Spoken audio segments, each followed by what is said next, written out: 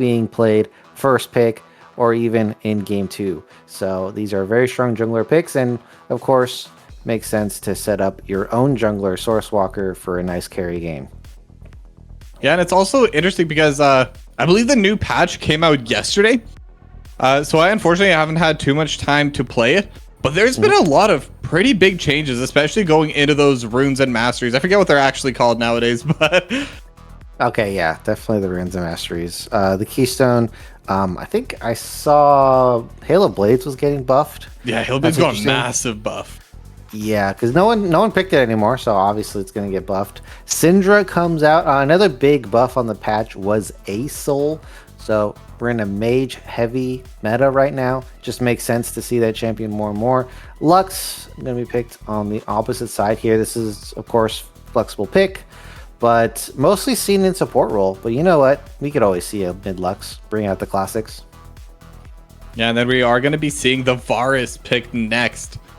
For the side of To the Moon Atlas. So pretty standard pick so far. I don't think we've seen anything too out of the normal. I mean, obviously Lux isn't the most meta one, but J4, there we go. That's about as meta as it gets right now, I think. Just having that early jungle pick, and especially it being the J4, it's so strong right now. And I believe that was one of the biggest from zero to hero moments we had at Worlds. Just J4 in general, 0% win rate, I believe, in the first 8 series. And then just became a complete nightmare afterwards. Of course. So, yeah, there is going to be the Kled pick. We saw this at Worlds as well, and we're going to see it here. Flandra pick this into the Scion. And I think whenever you see a team ban Trundle, as Copers did do in this draft, you just got to think, yeah, Scion's coming, right? There's going to be a Scion pick. So either you steal it or you prepare to counter it. Looks like To the Moon decided that they would rather counter instead, and that is a viable strategy here. So one thing about the Scion that I don't like picking it at this moment is there's a champion named Varus on the enemy team. And guess what? Varus has a lot of percentage health abilities. And what does Scion like to stack? HP. So they kind of got the kind of counterpicked-ish themselves. But this does mean that this Varus cannot go poke. Has to go on hit. Or at least, I mean, crit's not the popular build, but it has to go on hit. Yeah, and it's definitely the less popular build right now, as we're seeing a lot of health stack coming in for our TTM right now as well with the Mundo. And I believe this is a jungle Mundo too, now that I think about it, because we're going to be seeing that Kled over on the top side. So for anyone that's seeing that, maybe we have an owner situation here where first timing it in the jungle, you know, right on stage, but I doubt it. A lot of these teams have practiced, and immediately the counter locked in the Vayne in the marksman role for Cope with the Blitzcrank. This is okay. We had pretty standard drafts at the start, but now this is starting to get interesting. I think you actually have to go something like Blitzcrank. The only other option I could think of is something like a Bard, or I think the best pick's probably Nico, as Braum is going to be picked in counter here. Mid? So that is going to be the Lux mid.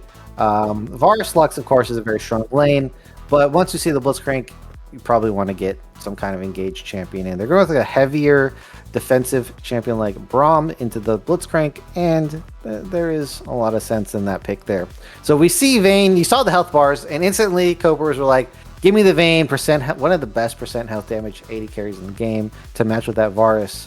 But it's going to be about that lane phase, because Vayne has one of the worst lane phases for an 80 carry. This does give, I have an idea here. There is an interesting opportunity for 80 lane swap to the top lane. It is a bit sketchy into the Kled, but Vayne's one of the best lane swap top lane champions for the game right now. Yeah, but we are going down onto the Rift right now for game number 1. I forgot, you're not allowed to lane swap. I forgot that that's in the rule book. You cannot lane swap. You have to go to your lane in this current rule set. Oh, right. That's true. So yeah, not going to be seeing too much of those shenanigans here, though. I believe they said they will take a look at that for next season, but for the current season, you're 100% right. They are going to be forced to stay in their lanes, which I think is going to make things a lot harder for Joss, too.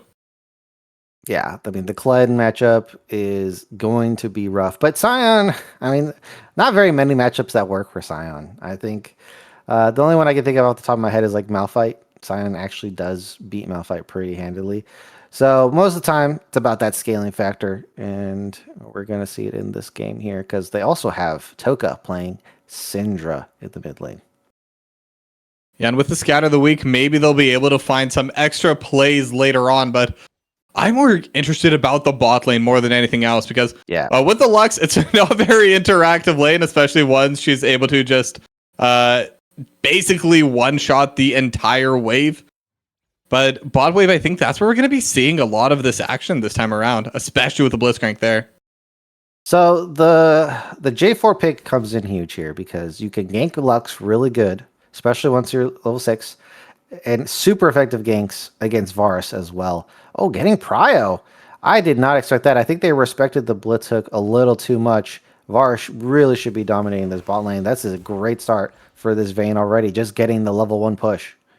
Yeah, I think they got level 2 just slightly ahead, and they could have done one more auto attack on the minion to match it, but I think with the Blitzcrank, it's better if you just kind of let him have the little bit of priority for a little bit, just play it out safe, because at the end of the day, the Brahm's going to be able to scale up a lot better in team fights. Blitzcrank kind of needs to make something happen. Blitzcrank scales very well in late game, depending on one factor, and that is if you hit your hook. Yeah, exactly. It's very volatile. As soon as you miss your hook, you are the worst champion in the game, late game. So it's all about landing that hook. And in the lane phase, though, Braum's not the hardest counter. I know you said you want to talk about this bot lane. Braum's not the hardest counter to Blitzcrank, but certainly is going to be a threat if Braum gets the Q passive stacked onto that Blitzcrank. So still has to look out for that Varus combo, who is just going to be able to punch through the shielding of the Blitz passive.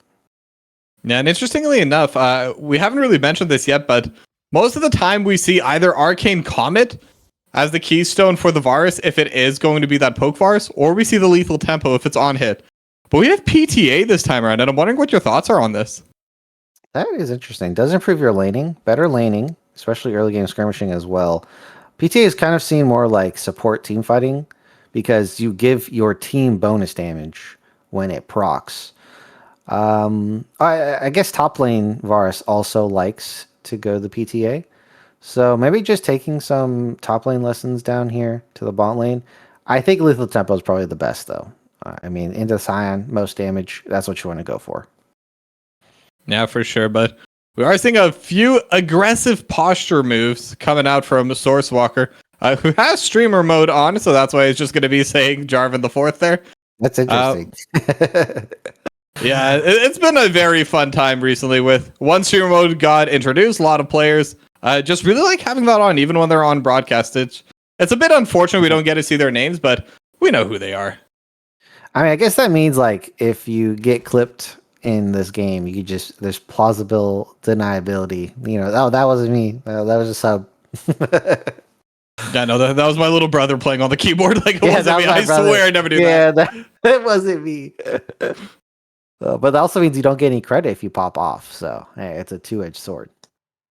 Yeah, exactly. But right now, pretty slow start to the game. Both sides just kind of farming it up. We're seeing a couple small CS differences right now. I think right now, especially for To the Moon Atlas, Hariyagi is starting to win out on this CS. Already up 5, has a bigger wave crashing into him as well. Makes it a little bit worse, but at the same time, when you're Vayne into a lane like this, you kind of expect to fall behind a little bit. Yeah. And it's not that big of a difference yet. It's definitely not a cause for concern. At least if it keeps to this number. I think talking of CS discrepancy here, mid lane is a bit of a reversal as well. Definitely expect Syndra to be falling behind versus something like the Lux early, who is an early game dominant mage. So falling behind in CS is not a good look here for the side of Karma Warrior. Yeah, but we are seeing them get started on the dragon there on the side of Cope, and this should just be a free dragon. They have the priority over in the bot lane. They even had Toka roaming down towards the dragon from the mid lane. But Hyper Dragon's on the complete opposite side of the map. Actually did a reset when the dragon was originally started. So just going to be the first objective of the game without contest for Cope. That is a really good opportunity for Co picking up that dragon there. They are the scaling team. They need time on Vayne, they need time on Scion, they need time on Syndra. Picking up an early dragon just guarantees that extra 5 minutes that the game's going to be stalled. And if they put that to good use, Toki, that means that they're going to be able to get extra time for their 3-item spikes. Yeah, and once they get the 3-item spikes, that's when things are going to get scary. But we're actually starting to see that mid lane CS discrepancy. It's still growing. It looks like it's bot lane and mid are about evened out on both sides here. Unfortunately, yeah, Karma Warrior is behind. And I'm really waiting for Sourcewalker to gank mid because it's such a good opportunity for them to get a kill and get Toka even farther ahead. But it looks like they just don't want to pull the trigger anywhere. Yeah, now on the top side, we're seeing some very heavy trading coming in from a One Cake looking to pull back with a bear trap on a rope. Will get disarmed here, but now Ultimate coming through Unstoppable Onslaught. Almost enough damage, but not underneath the turn. Goes back in, and that is first blood for Jost. I was worried for Joss for a second there. Didn't think he had it because the turret dropped. Okay, wait a minute. But now another fight starting to come through, but there is the bot lane here. They are going forward. Monkey just getting those auto attacks off, and now Sourcewalker starting to get a little bit low. Leviathan trying to find a way out, but it's just going to be another kill going over to Monkey. Okay, I mean, more good news for the Copers here because, again, they're the scaling team, and then now they're picking up kills. Nice lane swap, and the timing was matched perfectly here. But yeah, seeing this top side 1v1 solo bolo, it was basically on a knife's edge. And so I like the ultimate from Jost here. Dismount's already there, so you know this damage is going to be able to help you get the kill. And the turret drop, I didn't know if Jost was going to make it out alive, but the grass proc saves the day. Yeah, Grass very strong there, but we're going to be seeing the follow-up here as well. And I mean, I think this is just the numbers. You have Lop here, you have Monkey. It's just 3 versus 2 is always better. I mean, so I'm assuming that Augie was topside farming while that was going down. And that's just, you have to keep track of where the enemy team is. When they disappear from the map, you kind of have to assume where they're going. Oh, I don't know. Well, Leviathan actually going a little bit forward. They could look towards Lop there, but not going to be able to follow up too much.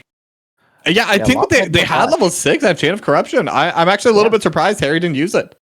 Yeah, full barrier on Augie, had Chains of Corruption. No flash is the biggest thing. Blitzcrank flashless. So they definitely had an opportunity, but they're just not too sure where Source is. I think they're a little bit over cautious, and maybe they've lost track of where Sourcewalker is. Yeah, very possible, but they're still growing their CS lead, and the mid lane one is still about the same, but another hook onto Leviathan underneath the turret, just going to be going down, and that's the hooks you want. Instead, they're going to continue going forward. They're looking for Harry Augie, trying to turn it around. Will be able to get one back, but that's still going to be the double for Monkey. Okay, now they're just styling on him. The hook into the wall pin from Monkey and Lop, beautifully done. And they do get a kill back, and it is onto Augie. But who cares? 3-0 on this Vayne. We were worried about the lane phase, and there was a CS discrepancy. But now, all the gold in the pocket of Monkey, as we are going to get an anticlimactic pause. Yeah, but I'm just looking at the state of the bot lane now because Monkey is 3-0-0, has the cull as well. So once that procs especially, it's just going to be a massive, massive lead for Monkey over Harry. And yes, there is that 17 CS difference, but when you have 3 kills, it just really doesn't matter. Yeah, I was going to highlight it, but we went back to our beautiful faces here on stream. But Monkey had basically no items, like cull, longsword, and a dagger. Versus Augie on a pickaxe, vamp, and the recurve bow. That is a huge discrepancy in items. And yet they lost that 2v2 because of the hook. That's the power of the Blitzcrank. You have to respect Blitzcrank around the turrets because of this. And it makes diving Blitzcrank really hard, but it also means that if you mess up in lane phase, exactly what happened here, huge punish. Yeah, I mean, that's definitely one of the things with just Blitzcrank as a champion is very volatile Because if you do land those hooks, that's it. Doesn't matter if you're behind, if you're ahead. That's almost definitely going to be a kill, or at the very least, you're going to force something out of the enemy unless you're really far behind. But at that point, ship sailed no matter what you pick. But at the same time, this does mean even if they do have a lead, if the Blitzcrank does land the hooks, or for example, hits Mundo, who's now in the middle of everyone, it could make things a little bit worse. But this is one of those situations where the passive that Mundo has actually makes it a bit easier for the Blitzcrank. Yeah, you definitely won't get the pull unless it's been procced before, Jost. We got the certified riot pause as Karma Warrior here around the corner. This could be a kill, but the unstoppable from the Sign Ultimate will be the determining factor, and we're just waiting. We're just a dramatic pause. Can Jost get out of this dire situation? Yeah, we'll gonna be underneath the turret again. Has the Soul Furnace, and again, just going to stun up a Wand Kick underneath, but this time around, Final Spark from Karma Warrior going to be more than enough to get the job done. Yeah, there we go. The dismount, getting the turret drop off, is paying off for this Kled. As both bot lanes are back down here because grubs have been picked up, they're going to go ahead and swap down. Jost does give over a kill to Karma Warrior, who does need the gold to catch up, because look at that. That is 2 plates on this Syndra just chilling in mid lane. Yeah, I mean, at the end of the day, that actually pretty much evens out the play. I think it's still slightly better to get the kill, just in terms of the flat gold, because you do get the assist gold as well, but definitely a big move. But now the hook is going to be there. It was procced originally, and then Hyper Dragon still alive. Jost trying to come in with a TP. Both TPs are going to be coming in, but Hyper Dragon going to be the first one to get the kill. And now who wins the team fight after that? Leviathan going to be forced to flash away. But it is so far the 1-0 in favor of TTM. Wow, they did lose J4 in that fight. Surprising. I guess they didn't have enough damage. 80 carry wasn't there. Okay, but now the charge going to be going forward. But Jost is behind. This could be turned around later. But Toka will flash the Lucent Binding. Will get away from the Final Spark. And a Wand Kick still trying to find the kill. Will get dismounted. Still trying to trade back and forth. But the damage starting to get really high. The extra shield will be enough though for now. Will be able to get remounted as Karma Warrior finds a kill over top. Flash for Flash going to come through with a rocket grab and Karma. And again, it's just going to be a 1-0 for TTM. Okay, Lux picking up the kill there. Sorry, not a charm. I'm just so used to Ari being in the game. This means that Dragon's going to be going over.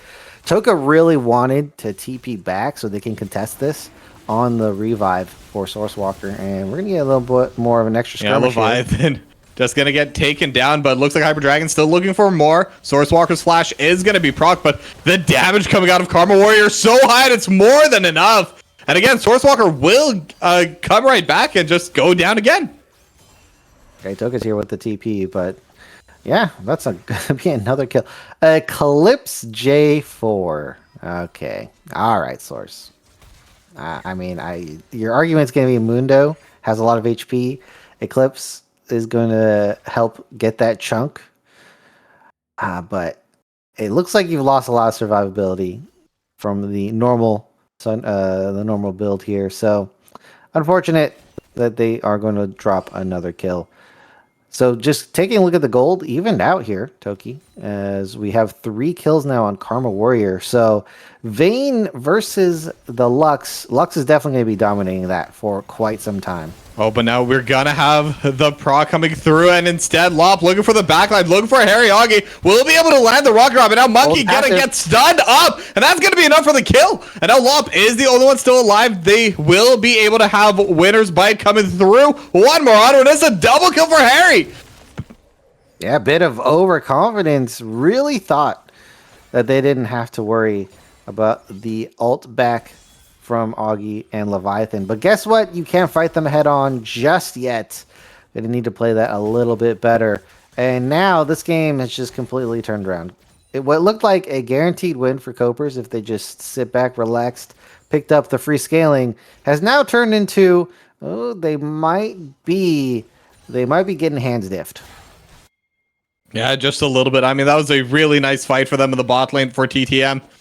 And I was even going to say right before that, where it looks like we're just going to be having absolutely even trades across the map, where Originally, it was Harry that was winning in CS versus Monkey, and Toka that was winning versus Karma Warrior, and then they each got 3 kills to kind of even it up and even take the lead in their respective lanes. But unfortunately, Harry will be breaking that cycle, and now it's just going to be a 3-1-0 Varus.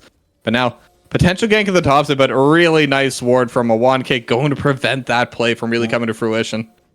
And you can notice here, Monkey still not completed, not on first item. Meanwhile, Augie is. And that passive, the unique passive of Blade of the Rune King, can make all the difference. Oh, wait a minute, Toka. Oh, now Lucent Binding is going to be their final spark, still on cooldown, but Hyper Dragon just going to be able to run him down, and we'll even be able to get that extra bit of a stack. Can't stop that Mundo. Just going to run on through. And this is, again, they're getting a key kill right before an objective. They pounce on Toka again, and they are going to be able to collect the Rift Herald uncontested. That's 2 times in a row here. And if that continues to be a trend, Copers are going to be in huge trouble for this game. Yeah, they're definitely going to be a little bit scared, but Harry's the one that needs to be scared right now. Cataclysm going to come out over top. No flash, but no one's really in range to deal damage because of it. We'll be able to trade 1 for 1 and actually make that a 2 for 1. The TP from Karma Warrior going to be enough to make that happen now. Joss has TP'd here as well, is getting caught out a little bit, but with the HP, Sion should be okay. But in the top side, that's where the real trade's starting to happen. They're already taking down the tier 1. They might even be able to get another charge for the tier 2. It's going from good to worst right here, as that was not an advisable play. I mean, they just, you could see just a little bit of desperation to really speed up that play, where if they just took like even a fraction of a second to just think about how to play that out, would have been a clean kill on Augie, and they would not have lost 2 members on the back half of that, and potentially been able to defend on the top side. So rushing that play there really did not pay off for the Copers, and they're feeling the pressure of this game. Yeah, and I think they just weren't really aware of where the minions were.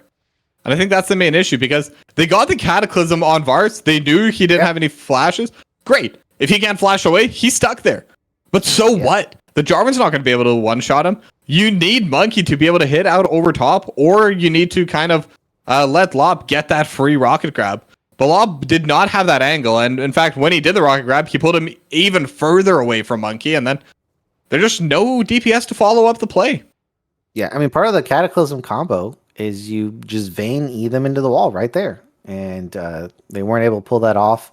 I think the Cataclysm was fine, but we don't need, we don't need our Blitzcrank running under turret and then getting chains of corruption. And really just, once that happens, it really forces everyone to speed up the play, really feel that timer, and it just didn't work out here. So after all that, 16 minutes in, 3K gold lead for To The Moon, and they are looking very strong, especially on Karma Warrior playing the Lux. Yeah, I mean, they're starting to gain leads kind of all throughout the map. Top lane's the only place that is still more or less even, but even in the jungle, Hyper Dragon 201 to Swordswalker 023. It's a pretty sizable difference. And the Mundo definitely scales. You were talking about the scaling coming in from the Scion from the Vayne, but they have a couple scalers on TTM, and Mundo's definitely one of the biggest ones. Yeah, once you get the HP stack started, really hard to stop this champion here. 30 seconds away, TTM already in position on the Dragon. You can see full vision control in this river area. And wait, but now they're going to be going in. They have the charge, and they found Toka. And once again, they're just going to keep this play up. Take down Toka, take down the objective. Yeah, so it's going from trend to pattern here as they pick up another kill onto the mid laner Cope. And this is just going to give full control over. TP is in the back pocket of Toka here, but I mean, I don't think they're going to be able to contest in 10 seconds anyway. Dragon spawned. And there's no reciprocal play on the other side of the map, which I think was the answer macro-wise for Cope. Should have played for that top turret. You could still give over this Dragon. You can play for top turret, get more gold on Monkey if you want, Toka if you want, and keep the scaling factor. But instead, they get caught again. They're going to lose another turret on the bot side, because there is no mage there to defend, and they lose the Dragon on top. And speaking of that scaling factor, because that was the fifth objective of the game going down. Both sides were 2-2. This was the feats going over to TTM as well. So not only do they get the pick and the value of having that second dragon, but they're going to get those upgraded boots and the ability to scale them further into the late game. So pretty big play for TTM overall. Yeah, this game's really been turned into their favor. Another thing that we haven't talked about for the Vayne versus Varus, but guess what? Guess who's going to have a major prio difference in this mid game? It's the Varus. Yeah, but now Cataclysm coming out over top. They're not able to find their way on a Harry. They have the rocket round, but again, no one there to follow up the damage. And Lob going to be the first to go down. Monkey trying to play forward, trying to make something happen, but all of that just to trade 1-for-1. It's a 2-for-1 so far in favor of TTM, but Hyper Dragon still looking to play forward, trying to get those cleavers going, but damage still not quite there, but they're still happy with the play. Yeah, they do trade. It is 2-for-1 though. They get the kill into Augie. Unfortunately, the one they really need to get out is Karma Warrior. And this play cost them a turret on the side lane. They are not matching the side lane. They are losing these turrets. Meanwhile, they're going to lose mid as well. Toga actually going to be forced to flash away from the final spark as the Leviathan actually going down to the turret in the meanwhile. So it's going to be another death. It's going to be a little bit of loss prior for that, but there's no objectives, and since it was an execute, there's no gold going over to Cope. Another win on the board for them, 5K. As Karmora getting back. Already has 10 stacks on the ring. Are they going to upgrade? Looks like that's a no. They're going to go for boots instead. As 2 minutes and 40 seconds away from the next dragon, which, I mean, should be in the hands of TTM. Don't think anything should be stopping them from picking up that objective, which means that potentially Soul Point might just threaten Copers for unadvised fight that they will probably lose. So we'll see. Backs up against the wall in 2 minutes. What will be their game plan? I mean, we've seen this last week, I believe twice, where both Legacy and Akuma had the 5K gold leads and then just kind of threw it away over nothing. So things definitely aren't quite set in stone, but it would definitely be on to the moon to kind of throw the game, as now Lob gonna get found. Final spark over top, and the Blitzcrank's just gonna get deleted. And now Monkey looking for a play on the backline, actually almost finds Harry, will force away the flash, but now Sourcewalker getting caught alone with Hyper Dragon in the Cataclysm. Not enough damage to deal with him. Right now, this Mundo's just too big, and with the poke going back and forth, it's still just gonna be a clean 2-for-0 for TTM. Yeah, Copa already behind, plus their damage getting spread out there. No focus. Makes it really hard to pick up a kill, especially for a champion like Syndra. Oh, but now charge going towards the mid lane, looking for Monkey, not going to be able to land the bear trap. And instead, they're going to turn their attention on to Jost. Going to get slowed, going to get stunned up, and one more piercing arrow going to be the kill. And actually, over on the sideline, Toka getting sniped out by Karma Warrior again. Karma Warrior 5-0-6, as well as Hyper Dragon on this Mundo. Not opting for the Warmog second, decides, hey, I need to take this game more aggressively. Deadman's Plate instead, and so far paying off. Yeah, I don't think Lop can do anything here. Yeah, and I think that item makes more sense in the jungle too, since there's not going to be that consistent trading, but Lop going to be getting that hook. Not going to be enough to really find anyone else, but might just get traded here for that hook, as Harry Augie with a hail of arrows is going to be able to snipe that kill over. Chains of Corruption is back up. They do find Sourcewalker, but the rest of the team's already called to back away. Yeah, another win. I mean, attempting to play for these objectives is going to be very difficult. Meanwhile, 20 seconds. Going to be a respawn on this dragon. We're trying to knock down this mid lane turret. Going to use the ultimate for Prio. Looks like no one's really there to assist. But yeah, Coper's starting to run out of solutions here for the game. We're going to see this one. So the damage we can see is a bit spread out. Monkey focusing Augie. Toka now has to think about the front line. And look, there's just going to be not enough damage for them to pick up. I mean, Toka cannot do anything into Hyper Dragon. Monkey's trying to fight off Karma Warrior in one cake. It's just all over the place. Yeah, it's a very rough spot for them where they're just trying to find any angle at all, but it's not found. And then they were even thinking, hey, let's get that mid pile, and a wand cake just immediately re-engaged. Now, I want to see how Toka goes down off to the side here, and looks like it was just a light binding, and I don't get to see that anyway, but Jost, it's 1-for-1 trade so far with the wand cake, trying to get mounted back, flashing away, trying to get it with a charge, but there's nowhere to go with the Cataclysm. And a wand cake will get dismounted again, trying to get the extra proc on a Jost, but it's not going to be enough. It's going to be a shutdown for Sourcewalker. Ooh, probably should have saved that for Toka, but they do pick up a kill, and they are in desperate need of that. Look at the item build of a wand cake. Fully building, opting into the side lane Kled. I mean, fair. I mean, hats off to them. They've picked up quite a bit of turrets on their team. So definitely working out with this build. I like it's a building for your purpose is what I care about the most. Yeah, and right now they're just going to be forcing down this turret in the bot side. They'll even be able to get the concussive blows on a Jost, but do they have enough lockdown? And now light binding is going to be there. Another set of concussive blows. This is more than enough. Jost should just be going down here, and Hyper Dragon's going to be dominating. All right, Jost going down again. Meanwhile, Toka up on the top side. This is a objective bounty if they do pick this up, so that's gonna be huge. Fortunately, I don't think this one is gonna be enough. They're gonna need a couple more bounties to really get back into this game, but a much needed pickup for the side of Cope. Yeah, definitely. But while we were watching that replay, it's important to note TTM did pick up that third dragon, and it is a Mountain Drake this time around, so they're gonna get even tankier.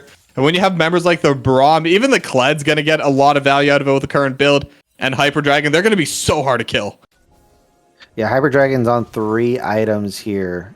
So that is going to be a very, very tanky Mundo, who is also going to do quite a bit of damage thanks to the itemization there. So we'll see. They're making their way towards Baron control.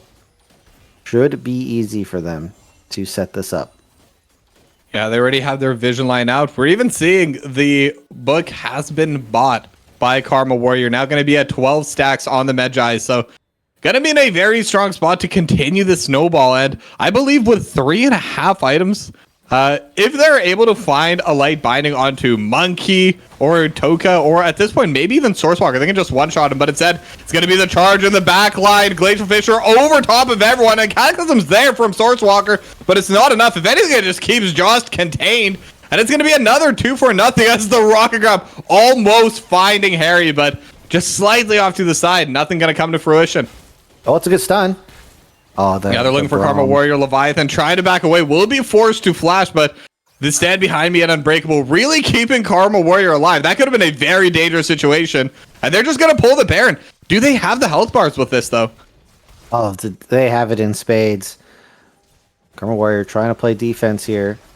Yeah, they're going to get Scatter the weak. They're going to be able to find Leviathan, and they're pulling off a Baron for now. So they're just going to try and back away, try and reset the Baron, buy some time. Copa's playing this quite smart, but I want to see the HP on this Baron. Okay, it's at around half, and now a wand cake is down with the group, and now Unstoppable Onslaught only going to land onto Hyper Dragon. Hyper Dragon's a tanker, that's all you want, and they're going to hook him right back in, but it's Scatter the weak again, as the wand cake now going to be going into the fight, looking for Jost, looking for Toka, who's going to be forced to flash away. Jost and Lop are the two in the area, and now Sourcewalker's in the backline. Harry Augie going to be forced to burn the shield, and instead it's going to be another snipe onto Lop from Karma Warrior, but the fight's still going, and One Cake has been able to remount, and with that, Sourcewalker should be going down. Will survive for now, has the extra shield, but everything said and done, it has been a 4-for-0. Make that a 5-for-0 ace for TTM.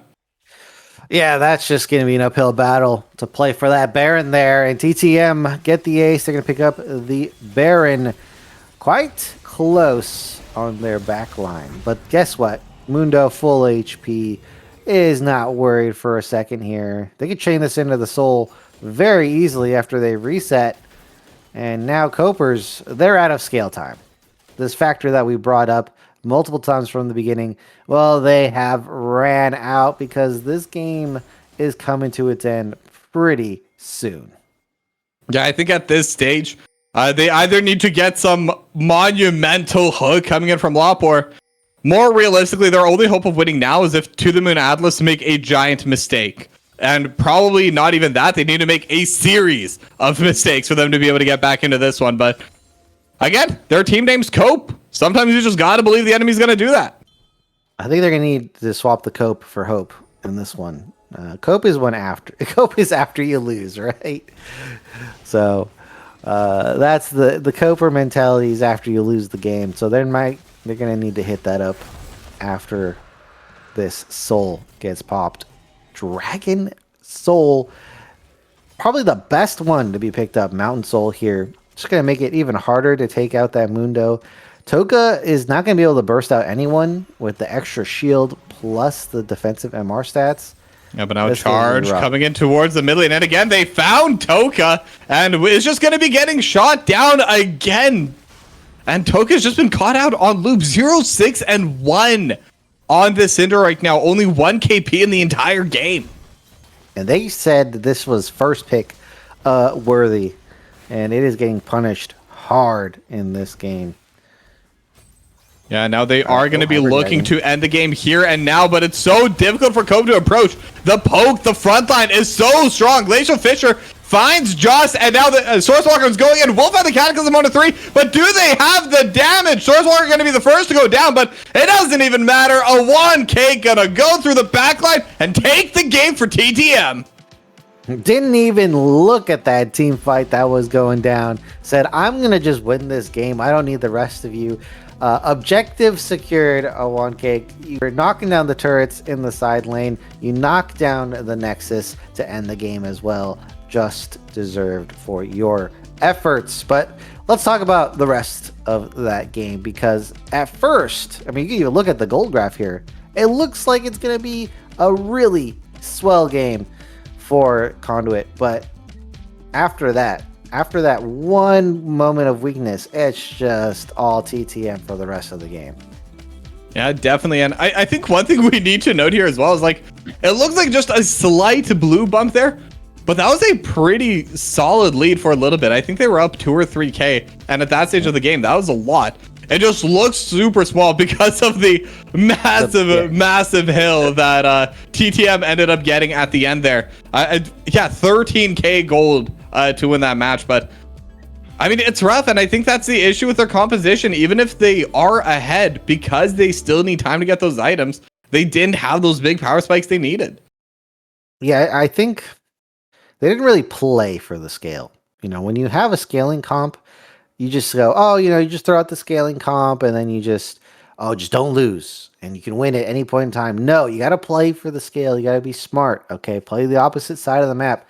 Pick up some gold where you're not supposed to, right? Like when they're doing dragon, you're getting a turret, especially when you can give dragons. If you think you can't win the fight, go on the other opposite side of the map. Don't give them extra gold for no reason. Try to get something else, and you just did not see that at all from Conduit. And when you don't do that, especially if you're behind, right? Especially if you can't win those fights, it just makes the loss that much faster. Yeah, 100%. But with all that being said, we'll see if they are going to be able to go to the moon with a 2-0, or if Cope are going to be able to bring us back and send us to a game 3. But for now, we're going to go to a short break, so don't go anywhere. We'll be back soon.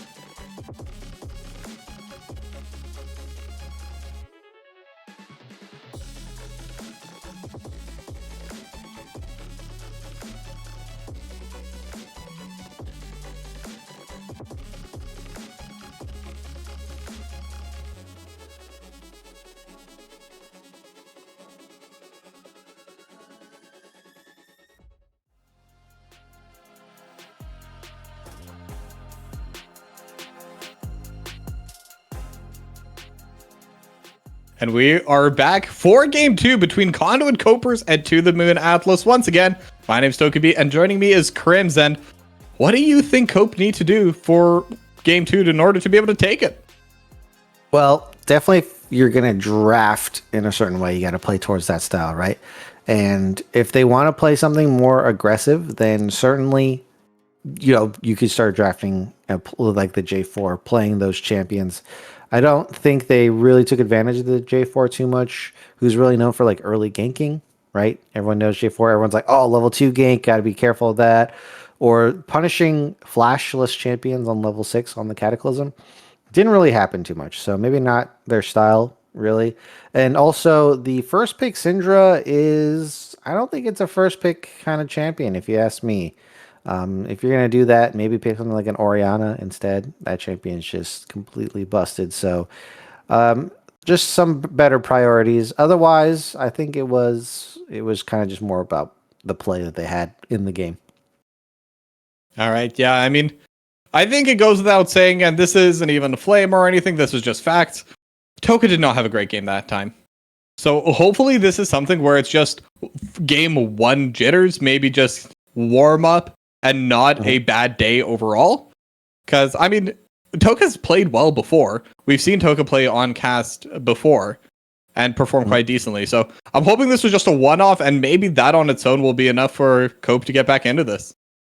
I mean, we kind of did highlight it in the game, just getting caught right before objectives every time. And I mean, it really looked like To The Moon was angling for that. They had it warded as well multiple times. Toka just walking in. And with the Kled, a lot of people don't expect Kled to be a pick champion, but certainly can fill that role, give your whole team a speed boost, and get some CC down onto a target, and just really punish that Syndra pick, which again, like Syndra pick way too early. So maybe they'll get something a little bit safer, or something like the Orianna, who is just, man, if you're having a rough game, just throw the ball on someone, press R, and CC a whole bunch of people to win a team fight. Yeah, exactly. And if that player isn't able to get into the enemy team, well, you can just blame them instead of yourself. So it's that's what we're about here. Shifting blame. Never my fault. Yeah, I was telling you some stories from my old kitchen work in the past, and that's actually one of the main things we did. Rule number 1, something goes wrong. 1, point whoever's nearest to you, blame them. Step 2, fix the problem. But always assign blame first to someone else. Otherwise, they might think it's you. I mean, we have team experience too, so like, what's an easy one? Oh, the support. Support didn't engage or whatever. It's always just an easy one exactly. to throw support under the bus.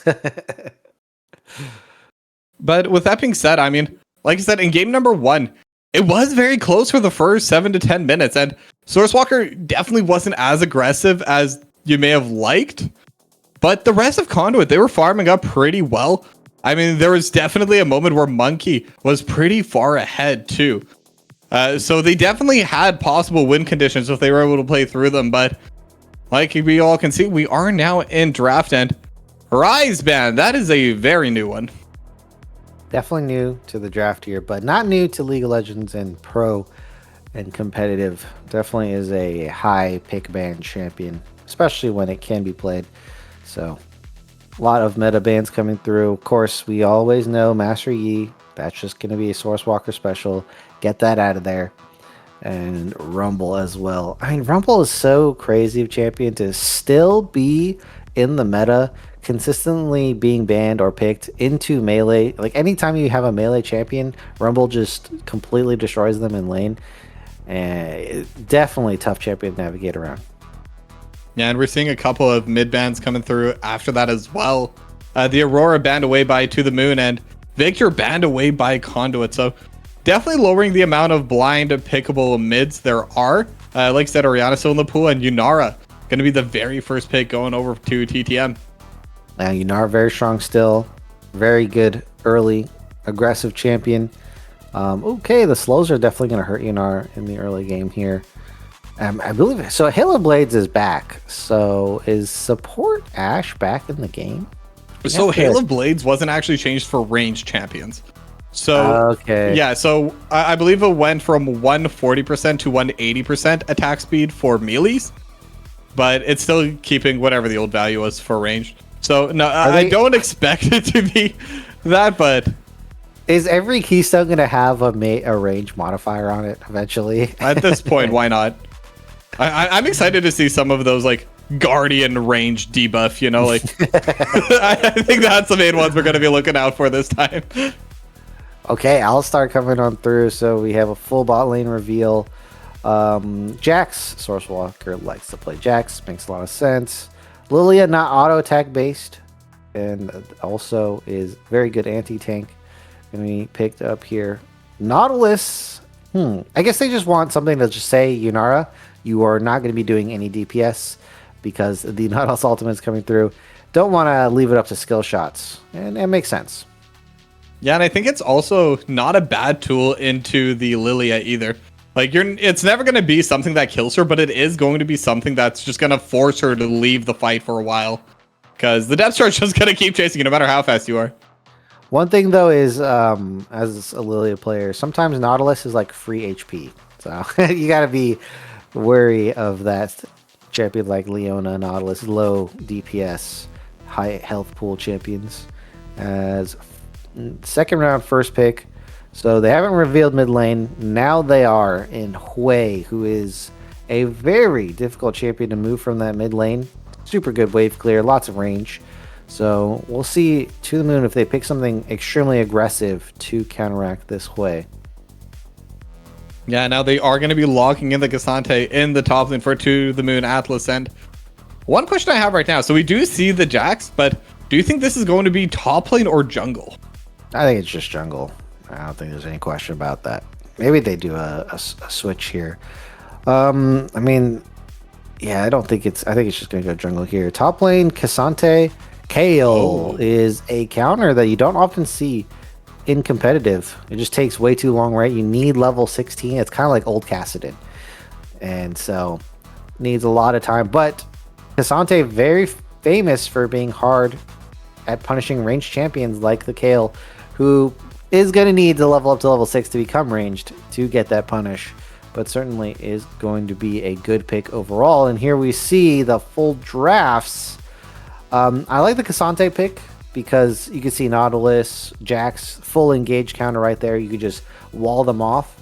But the Lilia, that does spark some worry for me on the opposite side. Get a good Lilia ultimate here. Very likely that you could get at least 3 and turn a team fight around on one button press. Yeah, and I think that's always going to be the scary thing going in, but we are now on the rift for game number 2 between TTM and Copend. Immediate invade coming through, but Leviathan going to be able to spot it out. We'll see if there's going to be the flash for flash, but Dredgeline going to go a bit wide, so they're just going to be happy with the ward and just going to back it out.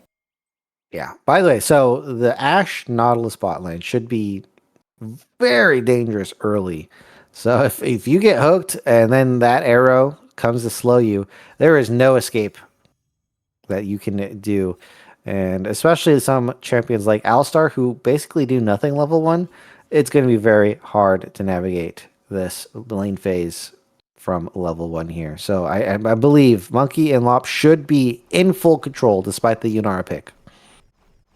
Yeah, I mean, it's going to be a very strong part for them. And considering they did pick the Kayle, they definitely need a lane that's going to be able to give them this lead, give them this pressure. Because otherwise, if you have 2 losing lanes and one of them's the Kayle, it makes the rest of the game so difficult. They're already in the bush. Usually this means it gives you a chance to strike first. They're not going to take it. Lane's coming in even here.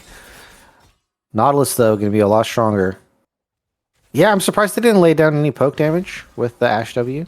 Very, very strong level 1. Yeah, and instead it's actually going to go the other way. Now they're going to start trading a little bit, but Harry Augie is the one that's going to go forward. Actually just going to bury her early, so definitely health advantage over towards Harry Augie, but that's a very quick summoner to lose.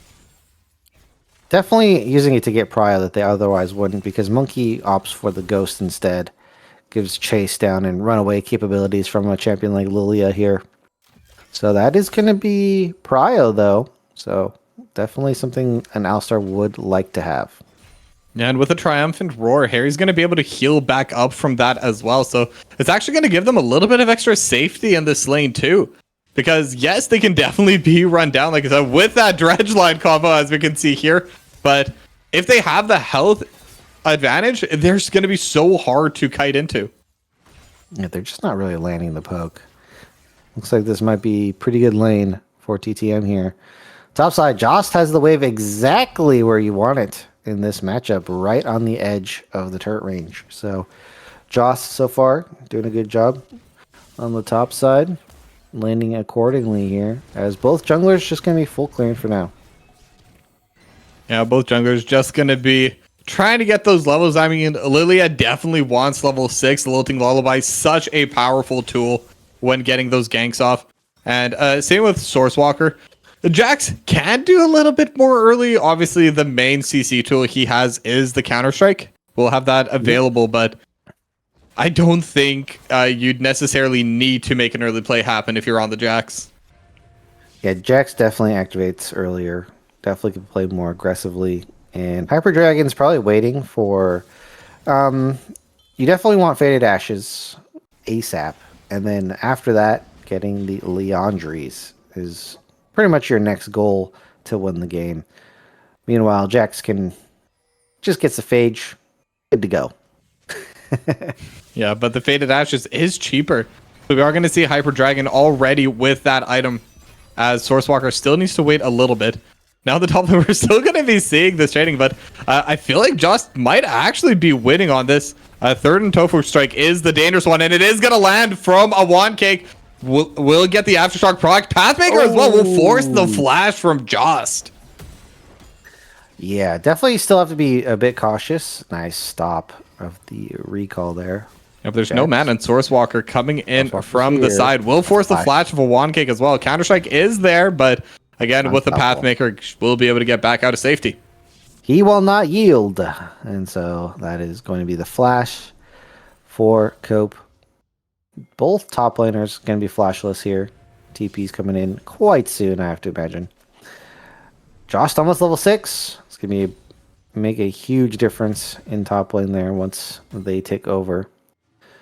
Meanwhile, bot side, I mean, Monkey, they're not in control of the lane, Toki, but they do have a CS lead, because if you just count the minions red to blue here, Monkey should be up in CS after this by a decent amount, but not getting Prio. Yeah, and the Prio is exactly what is going to allow Hyper Dragon to get started on this dragon. And again, this is similar to what we saw last game, where Cope is just not really there. So they're just going to take themselves a free dragon. Though I believe last time it was Cope that had this play. Yeah. Cope got first dragon last time. This time around, they were supposed to get it, according to their bot lane, and they do not get this dragon. So a bit of a reversal here. But we can see the play is being made on the other side of the map. Sourcewalker, if you do an objective, he just takes your camps. And that's just what he's gonna do. I think a smart play would actually just have your Nautilus walk into your own jungle to stop Lilia from doing this play here. We'll see if they have it in mind. Gonna get the wolves, but probably gonna have to miss out on Gromp. Yeah, that's definitely gonna be a possibility, but Lop and Monkey will need to walk in there, but Dredgeline just going to be used to get in there faster, but now Hyper Dragon is seen. They haven't shown themselves yet, so they are going to have the volley. They're going to have the slows, and now they're going to flash forward as well for the root, so Hyper Dragon going to be forced to flash over the wall as well. We'll still be able to get the crab, but not going to be able to steal the Gromp. And that's going to be one camp advantage for Sourcewalker there. Going to be able to pick this one up. Oh, Leviathan. I'm not... Ooh, Sourcewalker's coming. This is a good play. Yeah, they're just going to turn this around, but Sourcewalker's in the area. So is Hyper Dragon, though, but Leviathan already taken down to half HP. They're looking to turn this around, and Lop taking so much damage so quickly, and then the Mega Inferno Bomb. That might be the difference maker, as now Monkey forced to flash away, and Sourcewalker's here, but just going to get knocked away before the stun comes out. Yeah, couldn't get there in time. The Alistar turned out to be pretty tanky, not enough damage with just 2 daggers on Monkey. And Karma Warrior coming in clutch with the Death Bomb. Gotta respect the globals. And we saw what Karma Warrior could do with... Final Spark's not really a global, but it's still very long range. Yeah. And we saw how ahead Karma Warrior got after that first kill, just consistently landing Poe, consistently landing those executes later on. this is a very dangerous mid laner to give Prio and gold over to. Yeah, Karma Warrior does struggle in the CS department, but if they get gold, can carry a game. Looks like Farming Champions gives more gold. Yeah. It looks like Grubs is going to be next up for both teams here. Early roams on the supports. And, I mean, they do have a Cassante versus a Kale. Not the best early skirmishing champion. Oh, Leviathan? Yeah, they're going to be looking towards Leviathan. No level 6 yet, so it is still quite squishy. Going to flash away with the Pulverize, and will get sniped out by Toka, though. So that's going to be the first kill of the series, actually, for Toka. Dredgeline not going to be able to land to further this play. 2 of the Grubs have been taken by TTM, but they're not going to be able to get all 3 at the very least. You didn't have to do Toka dirty like that. I was even thinking of it while doing it. I'm like, should I? And then it just kind of slipped out anyway. Yes. Sorry, not sorry. You spun it around. It was a good moment, and you ruined it. Looks like we might be getting some more fights on the top side. They're going to be getting even more. Sourcewalker going to be able to get the kill. And now Karma Warrior needs to get away. Still has the flash and will just match the flash of Sourcewalker. Now in the back line, they are going to go all out. A wand cake now in the back line. They're looking for Sourcewalker, going to jump away to a ward. Do they have the range to follow up on to Jost? Leviathan should have Headbutt Pulverize soon. Will be able to get the knockup onto Jost. Do they have the damage to follow up? And yeah, they do. A wand cake going to be able to get the kill back. Jost was about 3 seconds off flash, so they were so close to escape, but Leviathan took that away. And it looks like the only lone survivor is going to be Sourcewalker there. It was a good punish, but, I mean, they did stick around a little bit too long here. Oh, no, that wave is going to die. As a top laner, that's painful. Just look at this wave. All those minions being sent to the void. Yeah, and that's just going to delay the levels from Jost as well, but one other thing I do want to point out is during that play, Monkey got a solo kill in the bot lane against Harryagi. And that actually will give the feats of warfare to Cope just seconds before DTM managed to get that 3rd kill. Oh, that is clutch timing there. Yeah, early game Ashe, hard to get away from and is very strong at early game trades. So good on Monkey for picking that one up. So we got Dragon up in 10 seconds. TTM are all over it. They're just in this river here. Cope can contest. I don't know what the plan is from Cope. I think they're just going to farm. Yeah, right now, but they're looking towards Toka. Megan Fernabomb is going to be there. Now Lilting Lullaby and Harry Hoggy just going to walk forward and take the kill with a simple auto. So that is going to be the flash burn for it, but that should give enough prio to get the second dragon of the game. Not again. They're just going for the same strat over and over. And it keeps working. Yeah, but now Leviathan is in the front line, getting poked back a little bit by Monkey, but it's so difficult for them to approach on Sourcewalker, already poked down to half HP by Karma Warrior, so they're just going to be forced to give this away. Yeah, and they can't make the reciprocal play on the other side, because their mid laner is dead, and that means that they don't get anything either, which is huge when you're picking up a dragon. Yeah, definitely, but they are going to be looking for a play in the bot side. They are going to be able to get the headbutt pulverized, but now depth charge going towards the backline. Leviathan going to pop the unbreakable will, so should be okay to survive, but really low HP bars. They might just have to give up this wave. They're going to be giving up a wave. Looks like the plates are going to come through as well. If Monkey didn't use the ultimate earlier, could have potentially been a kill. They found Harry. They have the root, and Monkey just going to be walking forward. Might not be able to get the kill himself, but Lob going to have more than enough DPS. Just going to walk behind the turret, and that's a 2-for-0 in the bot lane. Yeah, Monkey and Lop have been doing a pretty good job picking up kills again in the early game. We'll see, though. Last time around, they took it a step too far, ended up giving kills back, but they're off to an early lead yet again. They're not going to stick around for the plates, though. They have somewhere else to be. Yeah, but that is going to be given a little bit of more gold towards Monkey, bit more gold towards Lop. And also, importantly, it does push Harry Augie further back from the pace of the game. So this Inara going to take... Oh, I was going to say going to take a little bit longer to get online, but actually has the full completed Kraken As now Sourcewalker was looking for the steal, but Hyper Dragon just not going to let that go over. Will be forced to jump over as Teriyaki actually following Sourcewalker already down to less than half HP. Going to try to pop the ultimate. They're going to have the extra healing for the redemption, but it's not enough. Karma Warrior going to be the one to get the kill there. Nothing much to pick up, though. Just going to be a kill. Oh, wait a minute. Wait a minute. Oh, but now Monkey might have overstayed. Will be forced to flash away. Lilting Lullaby now going to be coming through. Lop is in the area. They have the Enchanted Crystal Arrow as well. And Eep, almost enough damage, but Hyper Dragon able to follow through. And just like you were saying, they started off strong and then just giving it away to the moon. They just can't take an L. They just have to do something about it. As Jost here, level 10, super low, trying to get level 11 here. They just couldn't take the little L that they had. They had to draw it out, and they end up losing big time, as they're going to be losing 2 turret plates here. They could go for 3. That's going to be a 3 as well, and 2 kills with the execute. Ziggs was there, is not in mid lane, so they are giving Toka potential to climb back. But, I mean, look at that. It's kind of getting the same flavor as game number 1 here. Yeah, and that was the feats of strength going over to the moon. As now OneCake trading 1 against 1 against Sourcewalker, but there is a bot lane here as well, and OneCake is alone, already flashed away. Redemption gonna buy a little bit of extra time, has the shielding, but they have a Redemption on the other side too, so that's just gonna be another kill to Monkey. Yeah, Monkey picking up another one. Toka has been farming up in the mid lane. Karma Warrior's here. Really trying to chunk HP bars. Oh, Lop has to get out. So does Monkey. Leviathan on the flank. Yeah, we'll be able to get the headbutt pulverized, and that's just going to be another kill. In the meanwhile, Lop still getting chased down by Hyper Dragon, and Hyper Dragon can probably just keep fighting this, but Sourcewalker wants the trade back, won't be able to get the Eep, and it is going to be a kill to Sourcewalker, but they're still going to be the ones losing the top lane turret.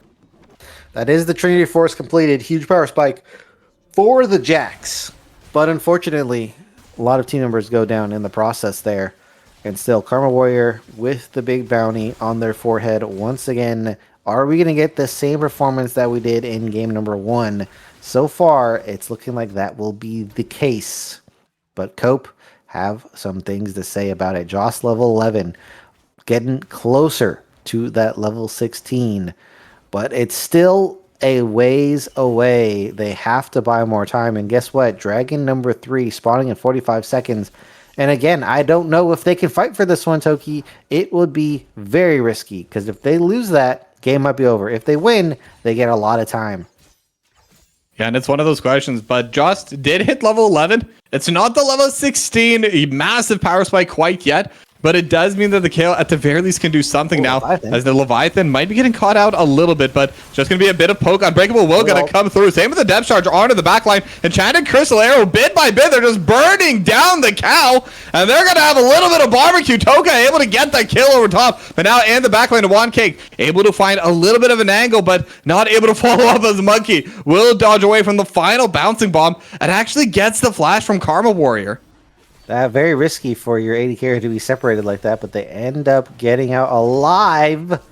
Yeah, now Harryagi going to be forced to flash over the wall as well. Sourcewalker just putting on the pressure. And now the dragon has been pulled, but the HP bars are so low on the side of Cope. Not going to be able to find the fear from Toka as the OneCake still playing forward. Hyper Dragon actually going to snipe out Jones with a bowling ball. And that might be it. That might be enough for them to turn around for this dragon.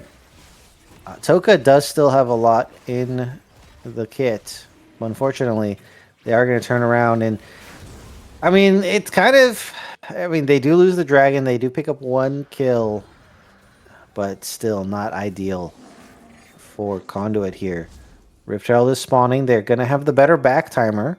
Maybe they can make a play here, but Sourcewalker has to make it out alive first. Yeah, we'll be able to get away safely. We'll be able to get that crab as well. And they're just going to be pulling onto the Riftchild right now on the side of TDM. And considering Toka's down here in the bot lane, they've already spotted that out. I believe Lop is on board as well. This is just going to be another free objective just going over to TDM. So, talking about that previous fight, they just dumped way too many. Wait a minute, hold up, Augie. Might be in trouble. Nautilus around the corner. We do have Karma Warrior coming in. This might just be an escape. So they dumped a lot of resources into the Alistar. They got the ultimate, but they tried to push through to get the kill, and that ended up costing them pretty much all their ults. At least all the important ones, right? Joss still had theirs, but wasn't really utilized in the rest of the fight. And it makes it pretty difficult to get a fight that you want after dumping all your ults like that. No more Ashe ultimate, no more Nautilus ultimate. Makes engaging how you want to engage very difficult.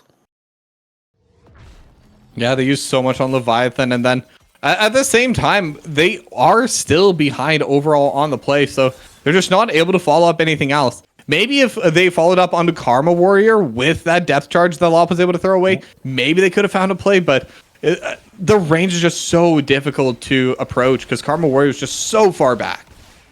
I think the answer is you just let Alistar burn the ultimate, and then you square up and just throw your abilities at Alistar. No more ult. What's he gonna do? He's just gonna die. He can't tank without it. So I think the answer is just let Alistar burn the ultimate, and then just take a reset. Don't need to overcommit. Don't need to waste all your abilities in one champion who's just a support, by the way. Right? It's not like they're getting Karma Warrior. If they're killing Karma Warrior with all the ultimates, that's pretty worth it. But not for the support. And now because of that, they are going to be on a timer. You're talking before how Joss needs time to scale. And if they were able to get that dragon, it would buy 5 more minutes. But they weren't able to get that dragon. Dragon spawning in 2.5 minutes. So by 21:40, Cope needs to be ready to fight, or they just need to give up this dragon. And I don't think either of those are really pleasant if you're a Conduit fan. I mean, they're probably going to end up fighting for it. Just a premature fight for the Kale. Unfortunate. Not even 2 items either, so it's still not the best look. They have 2 minutes. Maybe Otacon is not going to be a factor. We'll see. Yeah, but now they are getting a little bit of plays down towards the bot side. They're already right now. establishing control. Exactly what you're saying. And we are about to hit the 20-minute mark, so the Otacon is going to be spawning. It is going to be towards this bottom side as well. Now, if you're TTM right now, this is definitely an objective we've seen a lot of teams kind of throw over. Yes. But the enemy team does have a Kale that is completely behind on timers right now. Do you try to force this, or do you just say, no, we're still fine. We still have a lot of time to play. We have Soul coming up. Like, well, what do you do here as TDM? Yeah, that is interesting. I don't think you actually want to take it. The one thing is you want to bait and engage, but they have all flashes up on the side of Cope. So I'm thinking you're going to need to reduce their defensives a little more to safely take the Otacon. Now, if you're using Otacon as a way to get rid of their flashes, completely fine as long as you're not overcommitting. But in terms of picking an Otacon up anytime soon, I don't think you want to do that. What will probably be better is this dragon spawning in a minute. Make them fight for dragon, probably win the dragon, and then you can pick up Otacon in the same fight. Now, well, we'll see how To The Moon do decide to play this, as bit by bit, we are seeing Justice farming quite well. 20 CS up over a wand cake right now as Enchanted Crystal Arrow is going to land onto Harry Augie. They may have found the target they needed, and a couple more autos is all it takes. Toga going to be getting that kill. That's exactly what they needed, so now they can get pressure here in the river. I don't think they go for Otacon, but they do get a nice setup for Dragon, which is the more important objective right now. Otacon's fake. Do not go for Otacon. It is fake right now. Yeah, and Harry Augie is going to spawn around the time the Dragon does. So there is going to be a short timer for Cope to try and take advantage of this. Maybe they can try and use this to get the prio over in this river. But at the same time, they are going to have their cooldowns back up at around that same time as well. As now Lop going to be fighting Leviathan, but right now they're just not able to do too much damage over top, but they're able to do so much with the Divine Judgment. And now Sourcewalker in the backline zoning away Karma Warrior, and the Wand Cake is all alone. Harry Augie just respawned, but now Sourcewalker might be a little bit too deep. Will trade back onto a Wand Cake, and now they're going to be able to get the stun onto Hyper Dragon. And Cope was winning, but now Harry Augie is back, and look at the damage! It is 1 versus 1 left. Harry Augie versus Monkey. Best AD carry wins, and it's gonna be Monkey. It's gonna be the ace, and Cope, they're able to win a fight. Unfortunately, oh wait, they're gonna go for the dragon here.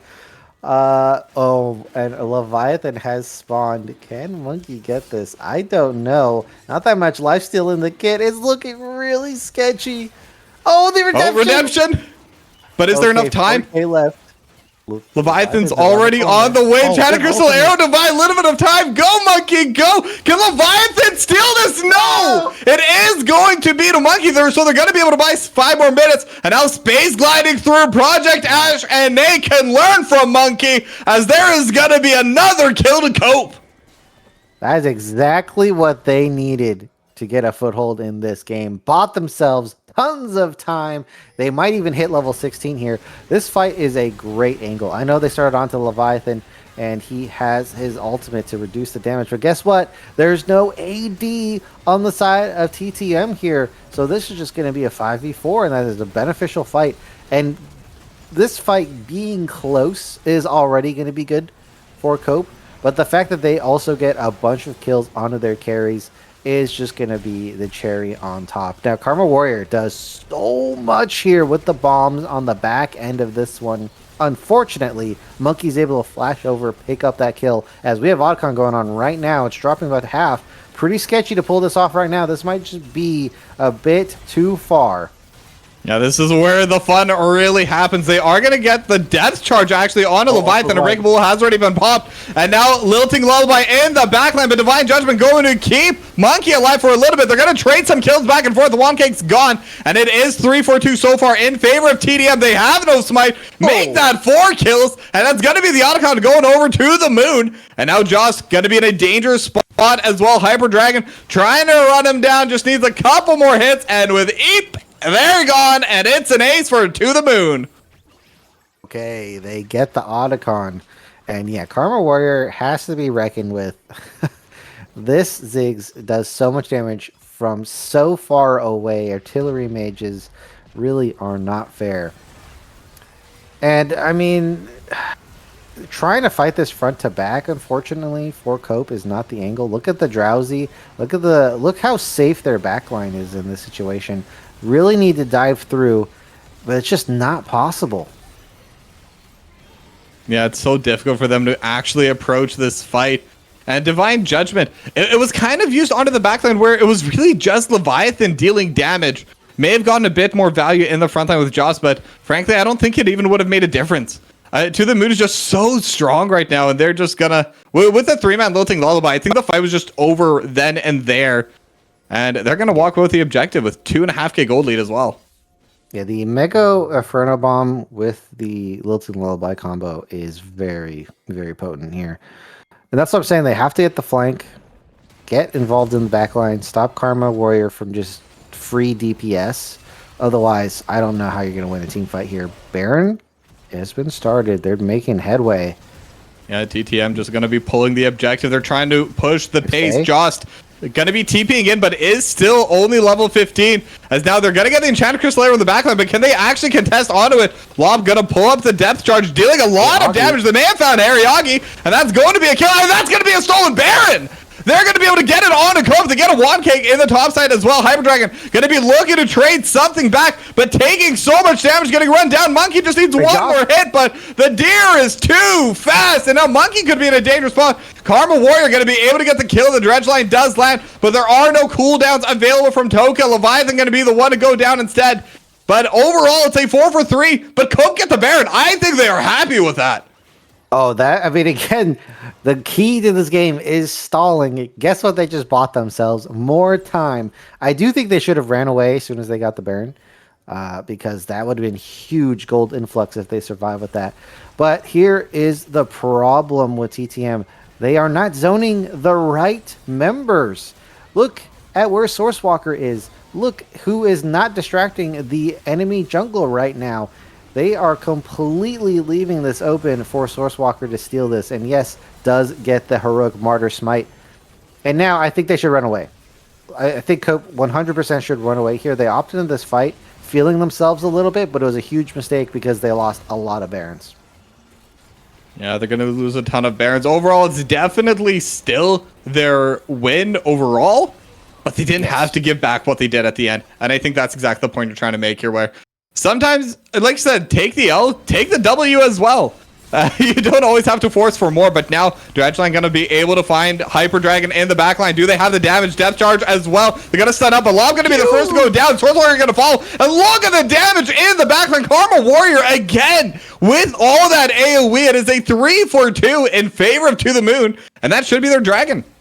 They are just not respecting Ziggs. They just think this champion does no damage. Clearly not the case. 3-man Mega Inferno Bomb on their face.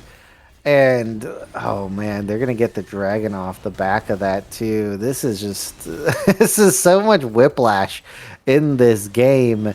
And yeah, they're going to lose the soul. Okay, but you know, honestly, they might have bought themselves enough time. Soul doesn't automatically give them the win. It's going to juice Karma Warrior even farther beyond than what they were doing before. However, it's just one squishy Ziggs. Good gank angle, good Ash Arrow. And maybe they can win the fight. But, yeah, the odds have been stacked more in their favor. Yeah, but to give the cope where it needs to be given, Josh is level 16. Only 2 items, but has hit that major level milestone on the Kayle. I'm looking for that 3-item spike as well. But level 16 is huge for the Kayle. They're going to be able to put out so much AoE damage. If they are clumped at all in the side of TTM, they're going to get eviscerated. So they're going to have to be very cautious of that scenario. And also, Jost might actually needs MR pen, but could probably 1v1 a 1 cake after that point.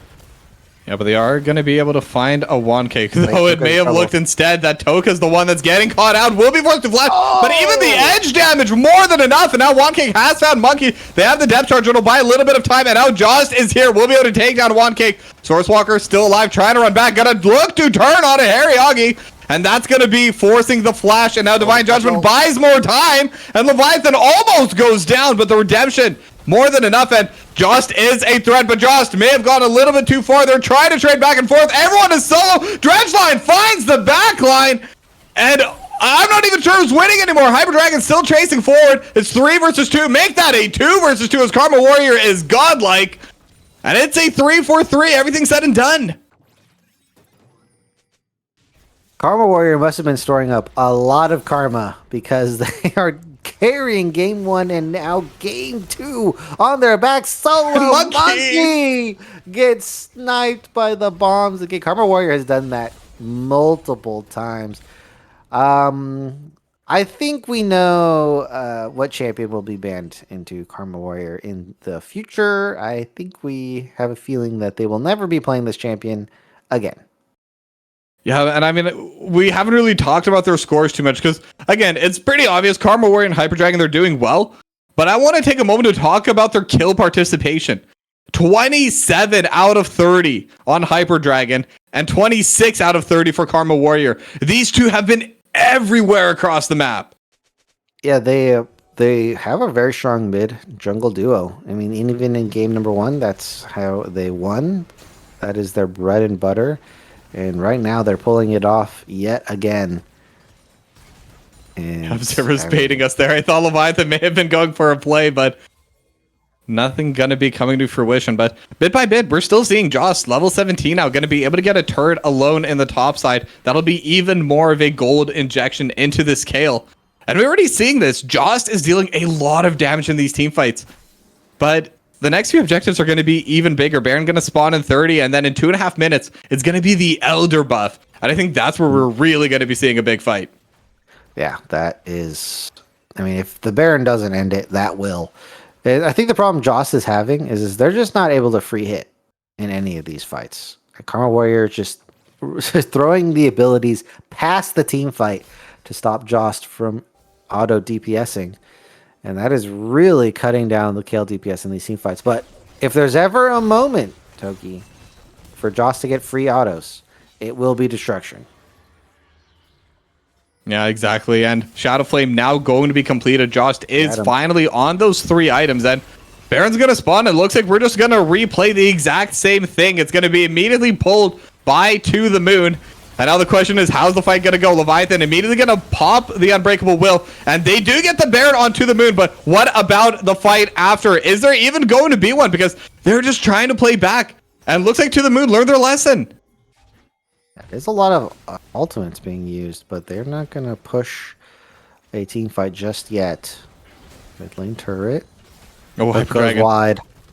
I mean, that was so close. If that dredge line landed, they can definitely burst down this Lily, and that's one of the two major targets we're talking about, Karma Warrior, but instead it's going to be Joss getting caught out, not going to be able to even use the Divine Judgment, and now they can start chasing. They get the slow on a Monkey, but with the extra move speed, with the heal, they're going to be able to back away, so only losing one so far, but now they have to defend into the Baron. They're just going to push this all the way into the enemy base. Cope. Have an inhib, but not for much longer. They're just going to go ahead and strike this one down.